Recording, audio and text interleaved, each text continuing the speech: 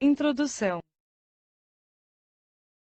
Na síndrome da mão alheia, os movimentos alterados dos membros afetados nem sempre são o resultado do distúrbio do movimento, que podem estar associados a outros déficits neurológicos, incluindo diminuição motora e hesitação na fala.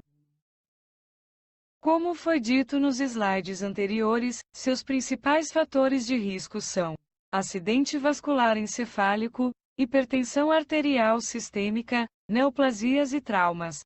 Tais fatores estão ligados à dislipidemia, diabetes e obesidade. Segundo Sarva, et al. 2014, os tratamentos para os diferentes casos devem ser específicos e concentrar na identificação motora funcional causada pela síndrome da mão alheia. Trata-se de uma abordagem multidisciplinar. São avaliados os casos de ansiedade tratados com os ansiolíticos, psiquiatria e acompanhamento psicológico. As terapias comportamentais também ajudam no tratamento. O uso da toxina botulínica ajuda no retreinamento do membro afetado, mas as terapias físicas e ocupacionais são de suma importância para que o paciente aprenda a lidar com as suas limitações. A síndrome da mão alheia não tem cura. O presente trabalho abordou algumas alternativas para trazer ao paciente uma melhor forma de adaptação. Tratamento medicamentoso. Clonazepam.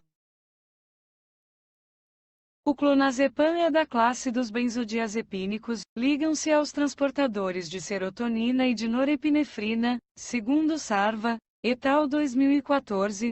O clonazepam, no tratamento da SMA, teve bons resultados em pacientes que apresentaram a SMA, foi observada a diminuição da levitação do membro atingido.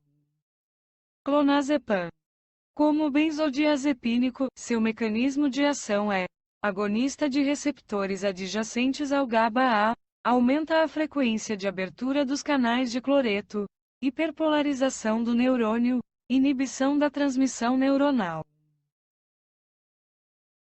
Farmacocinética, absorção, via oral, distribuição, atravessa a barreira hematoencefálica, placenta, secretando no leite materno, metabolismo, metabolizado no sistema microsomal hepático, metabólicos, ativos, maior meia-vida, causam efeito ressaca, excreção, renal. Reações adversa, pacientes geriátricos ou debilitados, as crianças e os pacientes com distúrbio hepático são mais sensíveis às benzodiazepinas no sistema nervoso central, podem ocorrer enjoos ou sensações de enjoos, sonolência e, raramente, alterações de comportamento, alucinações, erupções cutâneas ou prurido, cansaço ou debilidade não habituais, distúrbios de micção.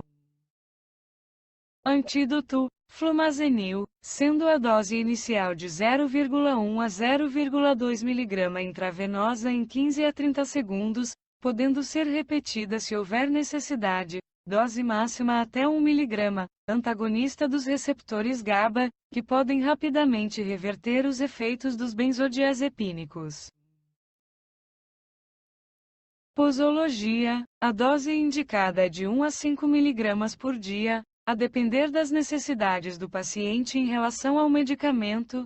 Seus efeitos podem ser sentidos após 30 a 60 minutos e sua eficácia permanece por 6 a 8 horas em crianças e por 8 a 12 horas em adultos. Há a redução da atividade neuronal que leva à sedação e ao relaxamento muscular. Algumas vantagens são o baixo custo e o grande conhecimento do uso. Sarva, et al. 2014. Toxina botulínica tipo A. Esta toxina é uma proteína produzida bactéria Clostridium botulinum, apresenta 7 tipos diferentes, mas a do tipo A é a mais utilizada. É um recurso utilizado para o controle dos movimentos involuntários dos músculos. Toxina botulínica. Mecanismo de ação: A toxina age seletivamente no terminal nervoso periférico colinérgico, inibindo a liberação de acetilcolina. Ela não ultrapassa a barreira cerebral e não inibe a liberação de acetilcolina ou de qualquer outro neurotransmissor a esse nível. O mecanismo de ação é explorado nos seus aspectos de relaxamento muscular sobre os músculos estriados. Farmacocinética, absorção, via intramuscular, via subcutânea, distribuição, pequena distribuição sistêmica, alta afinidade para ligação aos terminais colinérgicos da membrana pré-simpática, metabolismo, apesar da alta afinidade ao nervo terminal, existem evidências indiretas que a neurotoxina seja transportada de modo retrógrado à medula espinhal. Excreção renal. Reações adversas. Dores, inchaço e pequenos hematomas, ainda que incomuns, podem ocorrer no local da injeção e em regiões próximas.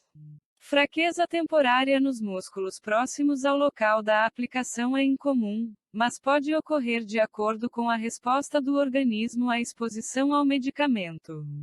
Em geral, a aplicação de toxina botulínica é um procedimento bastante seguro e que não gera efeitos colaterais.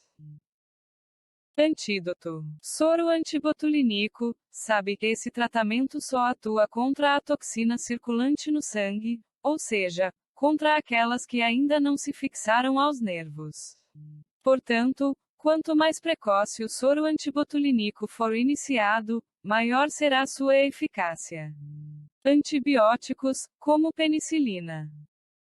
Posologia. A dose inicial recomendada é de 1,25, 2,5 U, 0,05 ml a 0,1 ml de volume para cada local. Tratamento não farmacológico. Truques sensoriais. Os truques sensoriais são geralmente manobras táteis, ou de outra natureza sensorial envolvendo o lado afetado, ou não, que reduzem os movimentos e posturas distônicas, que resultam no alívio temporário da atividade muscular distônica.